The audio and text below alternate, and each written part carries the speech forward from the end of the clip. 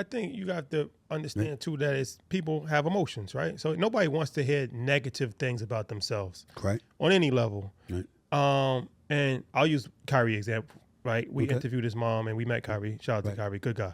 But I felt like the media, it became a personal issue with Kyrie, especially over the vaccine and a variety of other things that I didn't understand. The media, or fine. The media, I won't deny that. You talking about me? Well, just I know. I mean, because I can answer for me. All right, so I'm right here. Okay, so what's no for Kyrie, for instance, what would you say for people that say that you went too hard or it turned personal for Kyrie Irving? I will openly tell you they are not wrong. That several people told me that. Players, coaches. Kyrie's close with a few coaches. They personally called me, personally asked me to back up. The only time that I will concede that it got personal for me, and it's been resolved and it's all good. Kyrie and I probably never speak again in life, and that's fine. But I ain't got nothing but respect for the brother because he's doing what I wanted all along. Him to be on the court showcasing how marvelous he is as a basketball player instead of finding one excuse after another to miss work. Now, I understand that COVID wasn't one of those things. I understand? But Kyrie knows how much work he's missed. And he know COVID ain't the only reason why over the years. Now, I ain't going to give details, but I know them, okay? And so when you miss work and you still getting paid, but an audience out there doesn't get to see you put your marvelous skill sets on display, I have an attitude about that because I'm a basketball lover, and I want to see that brother play. I think he's one of the greatest talents this game has ever seen, and I want to see him play. The COVID thing, everybody wanted to ignore what I said. I said, bump COVID. Everybody got that. I understand. I get it. Okay? I took the vaccine, but I know plenty of people who didn't. I don't blame them. I understand it. Mm-hmm. My point was that was the latest excuse to miss work because there's a bevy of other times he missed work for excuses that had nothing to do with COVID. I'm like, how many excuses you going to invent? I meant it then. I mean it now. If he was here in front of my face, I'd tell him to his face. He knows. But when it got personal, which is where it's my fault, not his, my fault, his father got involved. And there was a text exchange between me and his dad that I felt was personal and I felt crossed the line. That was when it got personal, not before then. That was when it got personal because I'm like, nah, you ain't got your daddy involved. You understand what I'm saying? And you know that you wrong because there's some things that went down with me and Kyrie that's none of anybody's business.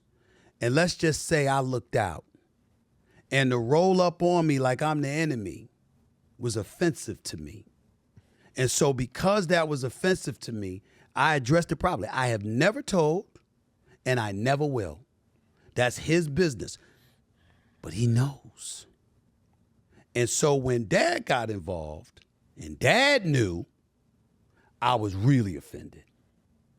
And so we started, it's like no holds barred then. It's like, I'm not inventing anything. I'm not making it up.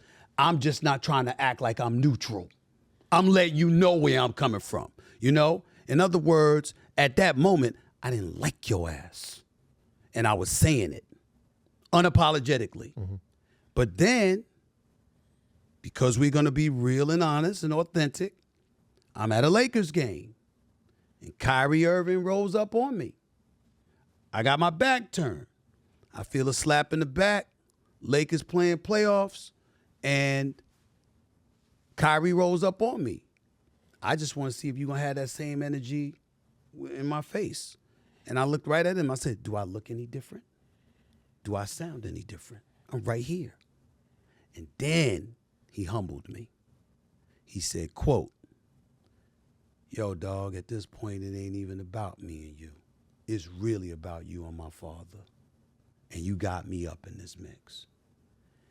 And it was like a punch in the face. Because at that moment, I was like, I didn't realize it. And at that moment, I was like, you right.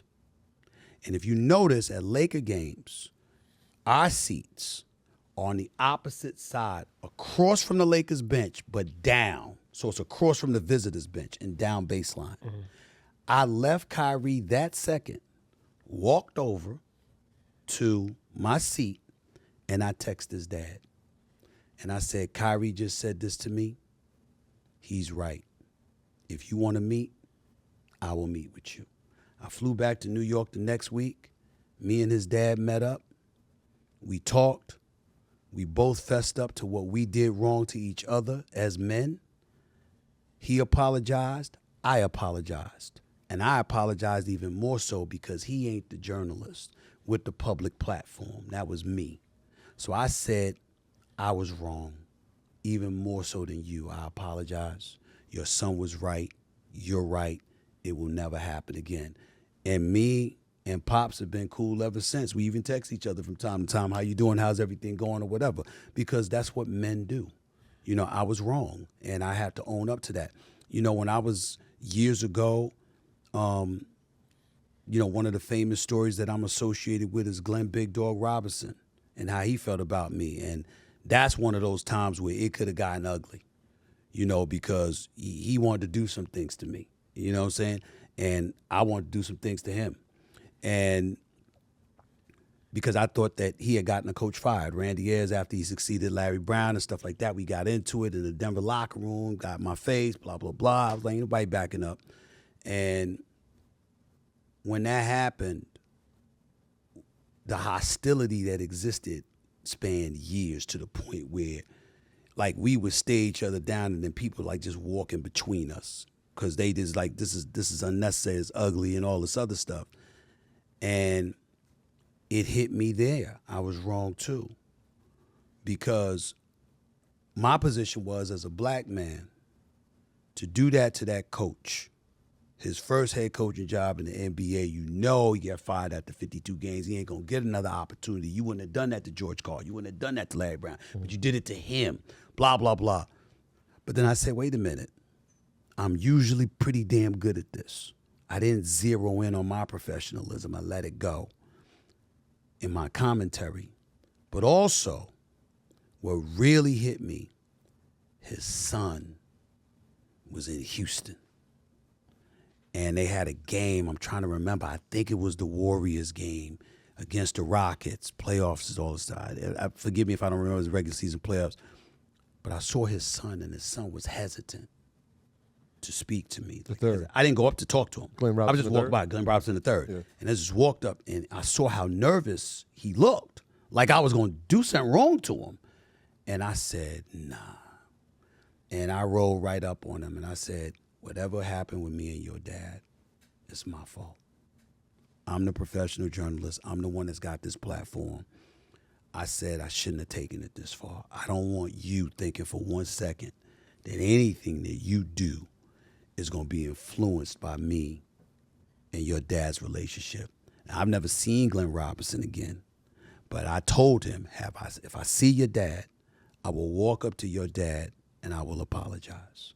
Because that ain't right. You know, when you see a kid, ain't got nothing to do with it. Yeah. He walking around fidgety about what you gonna say about him or what. I'm like, damn, you know, that I can't let that happen. And so those are the two, I only bring up those two incidents because those are the two incidences that stand out. And those are the two incidences where I genuinely feel I was wrong. And it takes a lot to say that. I was wrong. The reconciliation. It's not often I feel wrong, but those are two incidences where clearly I felt I should have been the bigger and the better man, and I wasn't.